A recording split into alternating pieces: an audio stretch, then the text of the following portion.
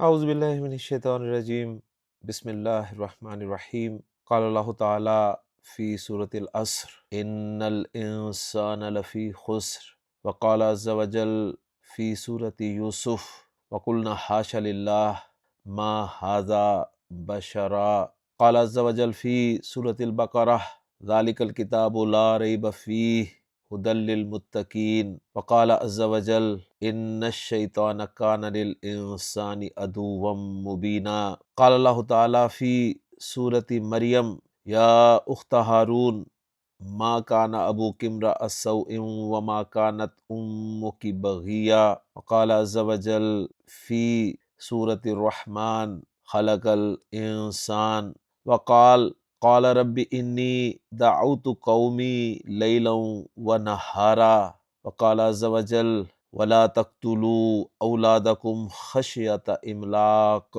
نحن نرزقهم وإیاکم قال اللہ تعالی یا ایہا الذین آمنوا اذکروا اللہ ذکرا کثیرا وقال وَإِذْ قُلْنَا لِلْمَلَائِكَةِ اسْجُدُوا لِآدَمَ فَسَجَدُوا إِلَّا إِبْلِيسَ وقال عز وجل فی سورة الملک الذی خلق الموت والحیاة لیبلوکم ایکم احسن عملا وقال فی سورة الجمعہ وَإِذَا رَأُوا تِجَارَةً أَوْ لَهْوًا انفضوا إِلَيْهَا وَتَرَكُوكَ قائما صدق اللہ العظیم رب اشرح لی صدری ویسر لی امری واحلل عقدۃ من لسانی یفقہوا قولی رب یسر ولا تعسر وتمم الخیر آمین یا رب العالمین۔ لسان القرآن 2024 کورس کے 68ویں لیکچر میں آپ کی خدمت میں حاضر ہوں۔ 68 کہتے ہیں جی انگریزی میں 68 کو، تو لسان القرآن 2024 کورس کا ہمارا لیکچر نمبر 68 ہے، اور آج کے لیکچر کے لیے میں نے آپ کے سامنے قرآن مجید کے مختلف مقامات سے مختلف جملے تلاوت کیے ہیں۔ کچھ جملے مکمل آیات کی صورت میں ہیں اور کچھ جملے جو ہیں وہ آیات کے کچھ حصوں کی صورت میں آپ کے سامنے تلاوت کیے گئے ہیں۔ ان جملوں میں انشاءاللہ تعالی ہم اسم کے منسوب ہونے کو جسٹیفائی کریں گے، منسوب ہونے کو پہچاننے کی کوشش کریں گے کہ ان جملوں میں جو اسماء ہمیں منسوب نظر آئیں گے ان کے منسوب ہونے کی کیا کیا وجوہات ہیں۔ تو آج کا جو ہمارا ٹاپک ہے وہ ہے جی منصوبات۔ آپ کو یاد ہوگا ہم نے اسم کے مرفوعات، منصوبات اور مجرورات ہونے کو شروع کیا ہوا ہے، جس میں سے الحمدللہ ہم نے مجرورات مکمل کر لیا ہے، مرفوعات مکمل کر لیا ہے، اور آج انشاءاللہ تعالی ہم منصوبات شروع کر رہے ہیں۔ منصوبات منصوب کی جمع ہے، اور ہم جانتے ہیں کہ عربی عبارت میں جب بھی اسم استعمال ہوتا ہے تو اعراب کے اعتبار سے وہ یا تو مرفوع ہوتا ہے یا منصوب ہوتا ہے یا مجرور ہوتا ہے۔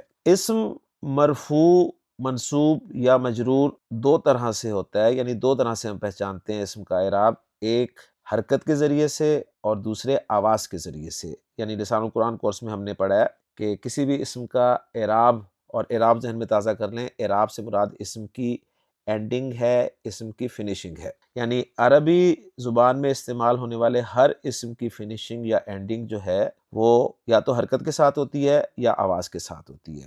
واحد و جمع مکسر اسماء، چاہے وہ مذکر ہو چاہے مؤنث ہو، ان کا اعراب جو ہے وہ حرکت کے ساتھ پہچانا جاتا ہے۔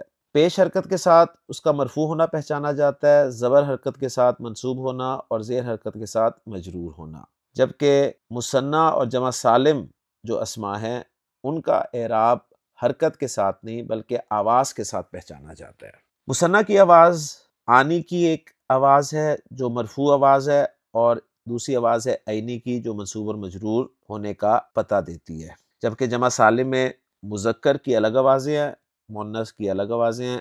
مذکر جمع سالم میں اونا کی آواز جو ہے وہ اسم کے مرفوع ہونے کا پتہ بتاتی ہے، اور اینا کی آواز جو ہے منصوب اور مجرور ہونے کا پتہ دیتی ہے۔ جمع سالم مؤنث میں آتن کی آواز سے ہمیں اس اسم کے مرفوع ہونے کا پتہ چلتا ہے، اور آتن کی آواز سے اس اسم کے منصوب اور مجرور ہونے کا پتہ چلتا ہے۔ اور اگر الف لام آ جائے آتن اور آتن والے لفظ پر تو آتو اور آتی کی آوازیں آتی ہیں، یعنی تنوین ختم ہو جاتی ہے۔ میں نے دہرا دیا پھر آپ کے سامنے کہ آج کے لیکچر میں ہم ان آیات میں، ان جملوں میں اسم کے منصوب ہونے کو پہچانیں گے۔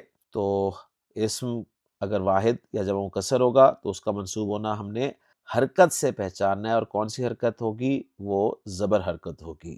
اور اگر اسم مثنیٰ یا جمع سالم ہوگا تو پھر اس کا منصوب ہونا ہم نے حرکت سے نہیں پہچاننا بلکہ آواز سے پہچاننا ہے۔ تو چلتے ہیں جی پہلی آیت کی طرف، جو میں نے سورۃ العصر کی آپ کے سامنے رکھی ہے۔ آیت نمبر 2 ہے سورۃ العصر کی۔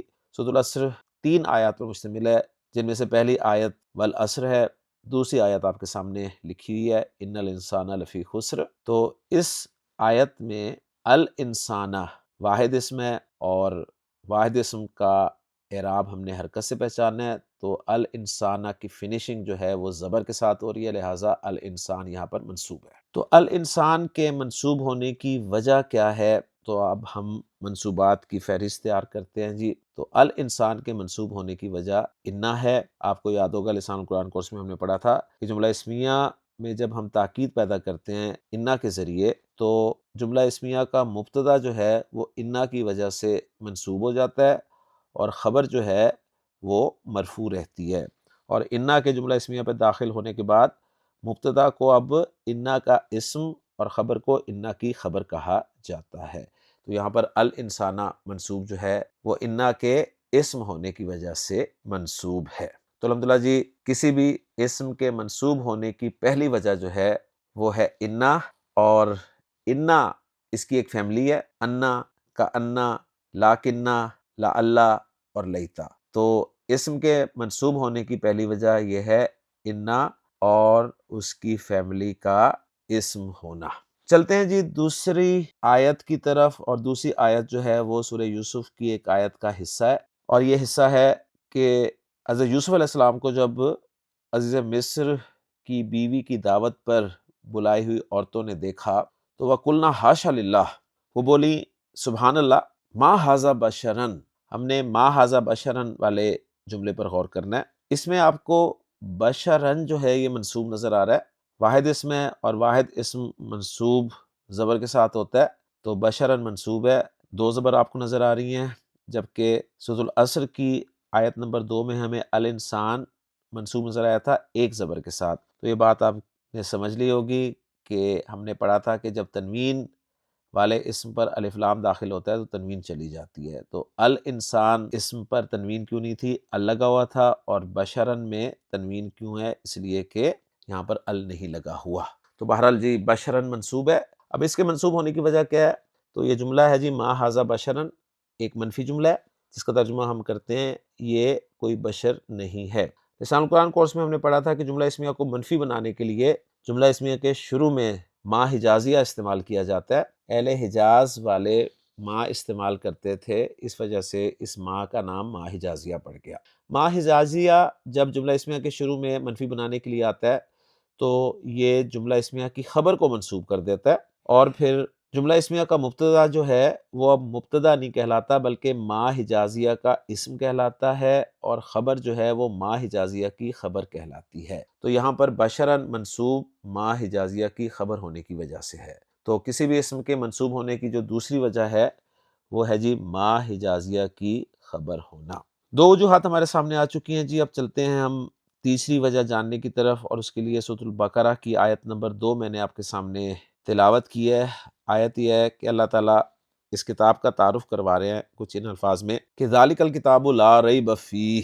یہاں پر ہم لا ریب فیہ والے جملے کو صرف دیکھ رہے ہیں۔ آپ کو یاد ہوگا جب ہم نے مرفوعات مکمل کیے تھے تو میں نے اس وقت بھی یہی ایگزامپل رکھی تھی آپ کے سامنے، لا ریب فیہ، اور بتایا تھا کہ یہاں پر موجودن جو ہے خبر وہ محذوف ہے، اور ہم نے پڑھا تھا کہ لائے نفی جنس اس کی خبر جو ہے وہ مرفوع ہوتی ہے، اور آج ہم منصوبات میں لائے نفی جنس کے اسم کے بارے میں پڑھیں گے۔ پڑھ چکے ہم، صرف ریکال کریں گے کہ یہاں پر لا کے بعد جو ریبہ آپ کو نظر آ رہا ہے یہ ہمیں منصوب نظر آ رہا ہے، اور ہم نے پڑھا تھا کہ لائے نفی جنس جب جملہ اسمیہ کے شروع میں آتا ہے تو لائے نفی جنس کا اسم جو ہے، یعنی یہ وہ جملہ اسمیہ ہوتا ہے جس کا مبتدا نکرہ ہوتا ہے۔ تو لائے نفی جنس کا اسم نکرہ ہوتا ہے، ہم نے ایک بات یہ پڑھی تھی، اور دوسرے یہ پڑھا تھا کہ یہ بغیر تنوین کے منصوب استعمال ہوتا ہے۔ تو یہاں پر ریبہ جو منصوب آپ کو نظر آ رہا ہے یہ لائے نفی جنس کے اسم ہونے کی وجہ سے منصوب ہے۔ ویسے گرامر والے جو ہیں وہ اس ریبہ کو مبنی قرار دیتے ہیں، مبنی بر فتحہ قرار دیتے ہیں، لیکن ہم آسانی کے لیے منصوبات میں اس کو شامل کر رہے ہیں جی کہ لائے نفی جنس کا اسم جو ہے وہ منصوب ہوتا ہے۔ تو الحمدللہ جی تیسری وجہ ہمارے سامنے آ گئی اسم کے منصوب ہونے کی کہ لائے نفی جنس کا اسم ہونا۔ اس کے بعد چلتے ہیں جی اگلی آیت کی طرف، اور اگلی آیت ہے ان الشیطان کان للانسان عدوا مبینا۔ اس میں عدوً جو اسم ہمیں منصوب نظر آ رہا ہے اس کی وجہ ہم جاننے کی کوشش کرتے ہیں۔ آپ کو یاد ہوگا مرفوعات میں ہم نے کانا فعل ناقص کے بارے میں پڑھا تھا۔ کانا فعل ناقص کا اسم ہم نے دیکھا تھا کہ مرفوع ہوتا ہے، تو آج ہمیں پتہ چل رہا ہے کہ کانا، بلکہ اسی دن پتہ چل تو گیا تھا لیکن آج ہم لسٹ میں لا رہے ہیں کہ کانا کی خبر جو ہے وہ منصوب ہوتی ہے۔ تو کانا للانسانی عدوً میں عدوً کے منصوب ہونے کی وجہ جو ہے وہ کانا کی خبر ہونا ہے۔ اب آپ کے سامنے سوال پیدا ہوگا اگر عدوً کانا کی خبر ہونے کی وجہ سے منصوب ہے تو مبیناً جو ہے یہ کس وجہ سے منصوب ہے؟ تو اس کے منصوب ہونے کی وجہ ان چاروں وجوہات میں سے کوئی نہیں ہے، بلکہ یہ وہ توابع والا ٹاپک آپ کے ذہن میں آ جانا چاہیے کہ مبیناً جو ہے یہ عدوً کے لیے بطور صفت استعمال ہوا ہے، اس لیے مبیناً یہاں پر منصوب ہے۔ تو یہ بھی الحمدللہ چیز ہماری کلیئر ہو گئی۔ تو کسی بھی اسم کے منصوب ہونے کی چوتھی وجہ کانا کی خبر ہونا۔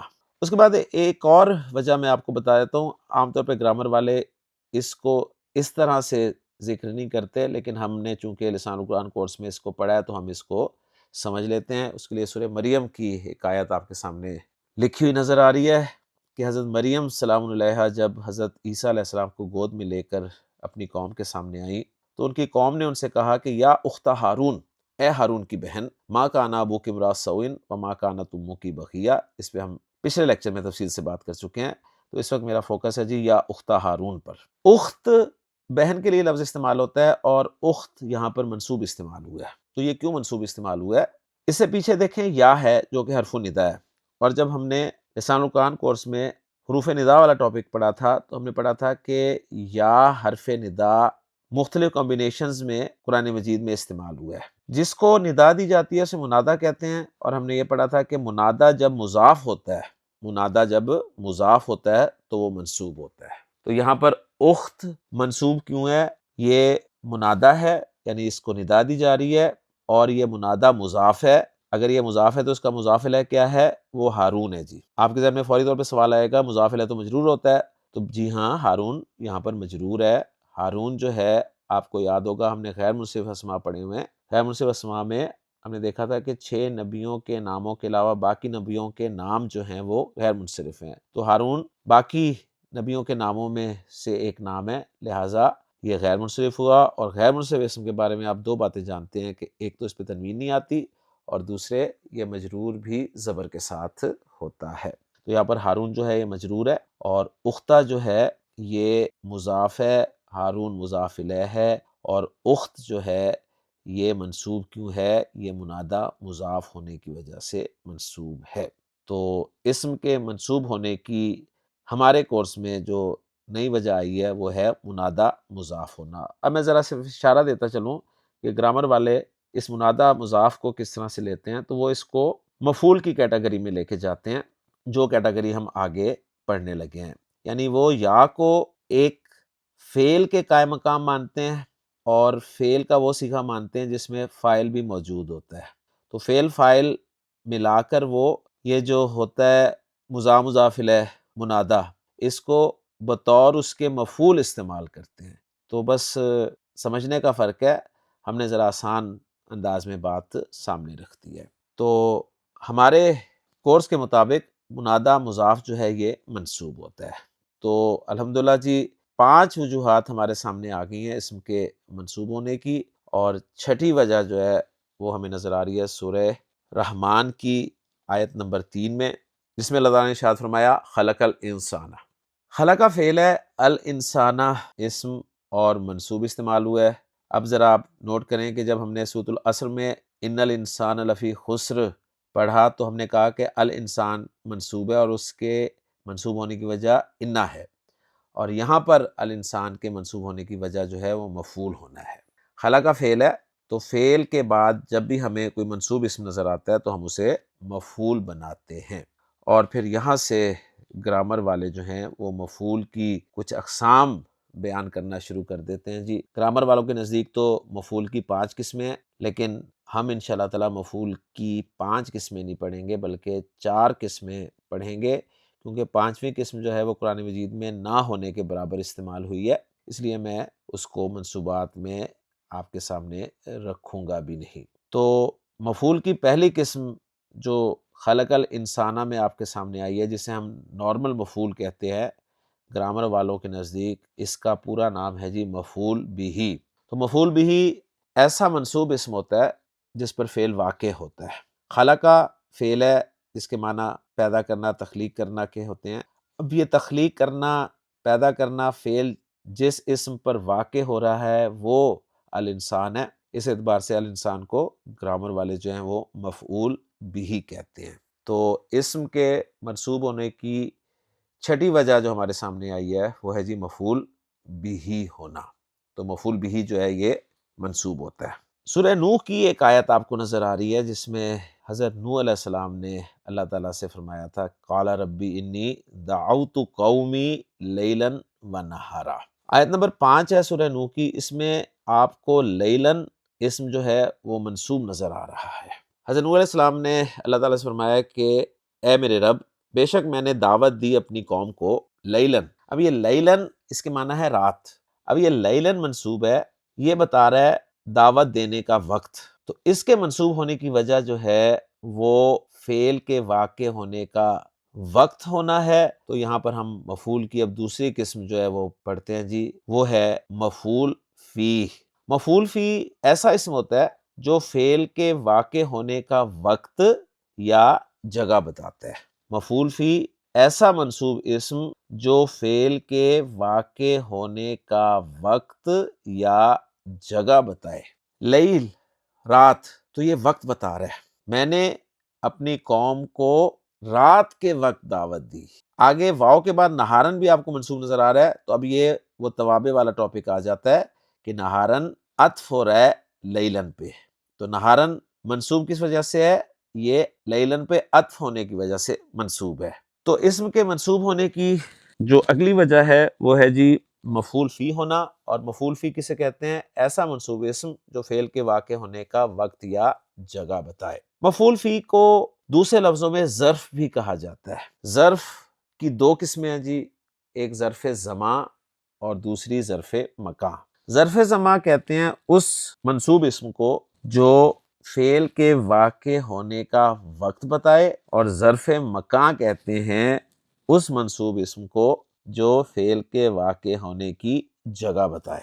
اور یہی ہم نے پڑھا ہے کہ مفعول فی کہتے ہی اس اسم کو ہیں جو فعل کے واقع ہونے کا وقت یا جگہ بتائے۔ تو گویا مفعول فی جو ہے اس کا دوسرا نام ظرف ہے، اور ظرف کی 2 قسمیں ہیں، ظرف زمان، ظرف مکان۔ ظرف زمان سے ہمیں وقت کا پتہ چلتا ہے اور ظرف مکان سے ہمیں جگہ کا پتہ چلتا ہے۔ اس لیے آپ دیکھیں گے قرآن مجید میں کچھ لفظ منصوب ہی استعمال ہوتے ہیں، جیسے تحتہ، تحتہ کے معنی ہوتے ہیں نیچے، فوقہ، فوقہ کے معنی ہوتے ہیں اوپر، خلفہ، خلفہ کے معنی ہوتے ہیں پیچھے، امامہ، امامہ کے معنی ہوتے ہیں آگے، بینہ، بینہ کے معنی ہوتے ہیں درمیان میں، قبلہ، قبلہ کے معنی ہوتے ہیں پہلے، بعدہ، بعدہ کے معنی ہوتے ہیں بعد میں۔ تو یہ دیکھیں سارے لفظ جو میں نے آپ کے سامنے بولے ہیں، ان سب کو میں نے منصوب بولا ہے ایک تو، اور دوسرے تنوین کے بغیر بولا ہے۔ تو 2 باتیں سمجھ میں آتی ہیں کہ یہ تمام کے تمام لفظ جو ہیں یہ ظرف ہیں، اور ظرف منصوب استعمال ہوتا ہے۔ نمبر 2، ظرف عام طور پہ مضاف بن کر استعمال ہوتا ہے، اس لیے آپ کو ان کے بعد مضاف الیہ بھی ملتا ہے۔ تو قرآن مجید میں بہت ساری ایگزامپلز آپ کو ظرف کی مل جاتی ہیں۔ تو اسم کے منصوب ہونے کی 7ویں وجہ جو ہے وہ ہے مفعول فی ہونا، یعنی ظرف ہونا، اور ظرف کو میں نے تفصیل سے آپ کے سامنے رکھ دیا ہے۔ ظرف زمان، ظرف مکان، اور اگر جملہ فعلیہ ہو تو ہم مفعول فی کہتے ہیں جی اس منصوب اسم کو، اور اگر جملہ اسمیہ میں استعمال ہو رہا ہو ایسا اسم جو وقت یا جگہ بتائے تو ہم اس کو ظرف کہتے ہیں۔ تو یہ ایک فرق ہے جو ترکیب کرتے ہوئے انشاءاللہ تعالیٰ آپ کے سامنے رہنا چاہیے۔ اسم کے منسوب ہونے کی جو اگلی وجہ ہے وہ ہمیں اس آیت میں نظر آ رہی ہے۔ اللہ تعالیٰ فرما رہے ہیں کہ وَلَا تَقْتُلُوا أَوْلَادَكُمْ خَشْيَةَ إِمْلَاقٍ۔ لا تقتلوا فعل نہیں ہے، تم مت قتل کرو، اولادکم اپنی اولاد کو۔ اب یہاں پر اولاد منصوب کیوں ہے؟ مفعول بھی ہونے کی وجہ سے، کیونکہ قتل کرنے کا فعل اولاد پر واقع ہو رہا ہے۔ آگے ہے خشیۃ املاقن۔ خشیہ الف لام بھی نہیں ہے، تنوین بھی نہیں ہے، تو مضاف بن رہا ہے، اور املاق مجرور ہے تو مضاف الیہ بن رہا ہے، تو یہ مرکب اضافی ہے۔ خشیۃ املاقن، املاق کے معنی ہوتے ہیں مفلسی، تو خشیۃ املاق کے معنی ہوئے مفلسی کا ڈر۔ اب جو ڈر ہے، خوف ہے، خشیہ ہے، یہ منصوب استعمال ہوا ہے۔ اب یہ منصوب کیوں استعمال ہوا ہے؟ تو یہ منصوب استعمال ہوا ہے جی، ہم تھوڑا سا غور کریں گے جملے پر تو ہمیں پتہ چلے گا کہ یہاں پر بتایا جا رہا ہے کہ اپنی اولاد کو قتل مت کرو مفلسی کے ڈر کی وجہ سے، ڈر کی وجہ سے۔ تو اسم کے منصوب ہونے کی 8ویں وجہ یہ ہے جو یہاں پر آ رہی ہے، اس کو گرامر کی اصطلاح میں کہا جاتا ہے جی مفعول لہو۔ مفعول لہو، مفعول لہو ایک ایسا اسم ہوتا ہے، اور زیادہ تر ذہن میں رکھیے گا یہ مصدر ہوتا ہے۔ مفعول لہو ایک ایسا مصدر ہوتا ہے جو فعل کے واقع ہونے کی وجہ بیان کرنے کے لیے استعمال ہوتا ہے کہ فعل کس وجہ سے واقع ہوا۔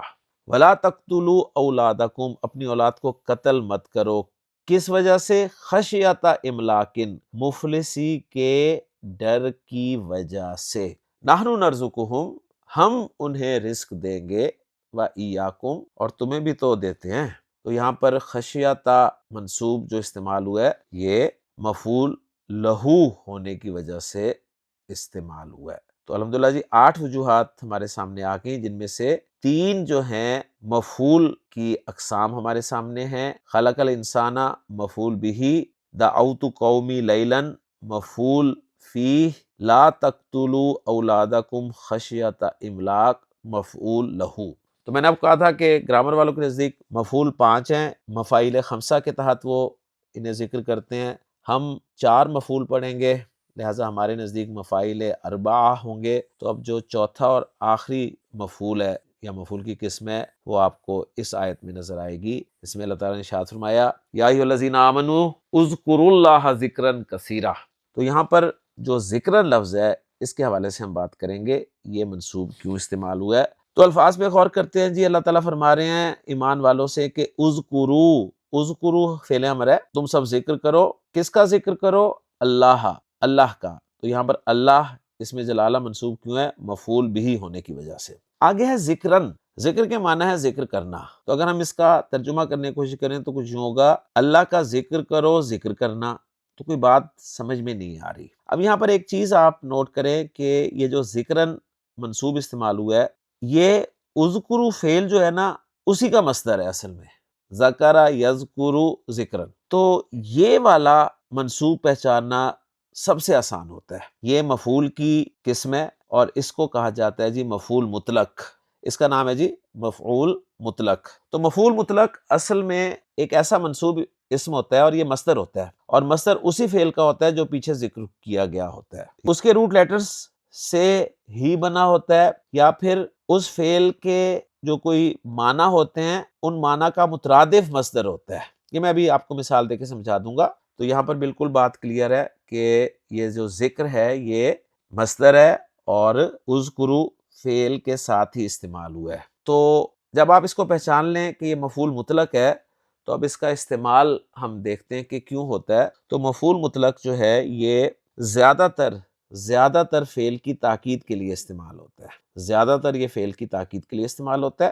تو یہاں پر اذکر اللہ ذکرن، ذکرن مفعول مطلق ہے، اور ہم اس کا ترجمہ کس طرح سے کریں گے؟ کیونکہ اردو میں یہ مفعول مطلق استعمال نہیں ہوتا، تو ہم اردو میں اس کا ترجمہ کچھ اس انداز میں کر سکتے ہیں کہ اللہ کو یاد کرو جیسے یاد کیا جاتا ہے، یا اللہ کو خوب یاد کرو، یا اللہ کو یاد کرو جیسے اسے یاد کرنے کا حق ہے۔ تو مفعول مطلق کا ترجمہ ہم ان مختلف انداز میں کر سکتے ہیں۔ آگے کثیرن جو ہے آپ کہیں گے یہ بھی منصوب ہے، تو اس کے منصوب ہونے کی وجہ جو ہے وہ ذکرن کی صفت ہونا ہے، یعنی یہ وہ توابع والا ٹاپک ہے۔ تو مفعول مطلق ایسا منصوب اسم جو اسی فعل کا مصدر ہوتا ہے جو پیچھے ذکر ہوتا ہے، اور جو دوسری بات میں نے کی ہے نا کہ اسی فعل کے ہم معنی فعل کا مصدر ہوتا ہے۔ اس کی میں ایگزامپل دیتا ہوں آپ کو۔ مثلا میں کہتا ہوں جی جلستو، میں بیٹھا۔ اب جلسہ یجلسو کا مصدر آپ کو ملے گا جی جلوس، تو میں مفعول مطلق استعمال کر سکتا ہوں جلستو جلوسن۔ جلستو جلوسن کا مطلب ہے میں اچھی طرح سے بیٹھا۔ ہم مہمان کوئی آتا ہے ہمارے گھر تو ہم اسے کہتے ہیں نا یار اچھی طرح سے بیٹھو، ایزی ہو کے بیٹھو، اپنا گھر سمجھو۔ تو جلستو جلوسن، میں اچھی طرح سے بیٹھا۔ اب بیٹھنے کے لیے عربی زبان میں قاف عین دال حروف مادہ بھی استعمال ہوتے ہیں، باب نون سے قعدہ یقعدو۔ تو میں یہ جملہ کچھ اس انداز میں بھی بول سکتا ہوں کہ جلستو قعودن۔ اب میں نے کیا کیا؟ اب میں نے جلسہ کا مصدر استعمال نہیں کیا، بلکہ جلسہ کا ہم معنی فعل قعدہ جو تھا اس کا مصدر استعمال کر لیا۔ تو یہ وہ فرق تھا جو میں اس وقت بتا رہا تھا آپ کو کہ یا تو اسی فعل کا مصدر ہوگا یا اس فعل کے ہم معنی فعل کا مصدر ہوگا۔ تو مفعول کی یہ چوتھی قسم تھی جی جو ہم نے پڑھ لی ہے، اور 4 مفعول کی اقسام ہماری پوری ہو گئی ہیں۔ نمبر 1 مفعول بہ جس پر فعل واقع ہوتا ہے۔ نمبر 2 مفعول فی یعنی وہ اسم جو فعل کے واقع ہونے کا وقت یا جگہ بتاتا ہے، اور مفعول لہو جو فعل کے واقع ہونے کی وجہ بتاتا ہے، اور مفعول مطلق جو زیادہ تر فعل کی تاکید کے لیے استعمال ہوتا ہے۔ تو اسم کے منصوب ہونے کی الحمدللہ 9 وجوہات ہمارے سامنے آ گئی ہیں، جبکہ ابھی 3 آیات باقی ہیں، بلکہ 3 جملے باقی ہیں، بلکہ 3 حصے باقی ہیں، میں یوں کہہ سکتا ہوں، کیونکہ ان حصوں میں ایک سے زیادہ جملے آپ کو مل جائیں گے۔ تو قرآن مجید کے مختلف مقامات سے 3 جو ہیں وہ حصے ابھی باقی ہیں، اور یوں 3 منصوبات ہمارے رہتے ہیں جن کو انشاءاللہ تعالی ہم اگلے لیکچر میں حل کرنے کی کوشش کریں گے، اور انشاءاللہ تعالی ہمارا یہ منصوبات کا ٹاپک جو ہے یہ بھی اللہ کی توفیق سے مکمل ہو جائے گا۔ تو ذہن میں تازہ کر لیں کہ آج ہم نے منصوبات شروع کیا۔ منصوبات سے مراد اسم کا منصوب ہونا ہے، یعنی اسم منصوب کب کب ہوتا ہے، اور ہمارے سامنے 9 وجوہات جو ہیں وہ اسم کے منصوب ہونے کی آ گئی ہیں، اور آپ نے نوٹ کیا ہوگا کہ وجوہات جاننے کے بعد قرآن مجید اب آپ کے سامنے جس طرح کھل کر واضح ہوگا اس کا مزہ ہی کچھ اور ہے۔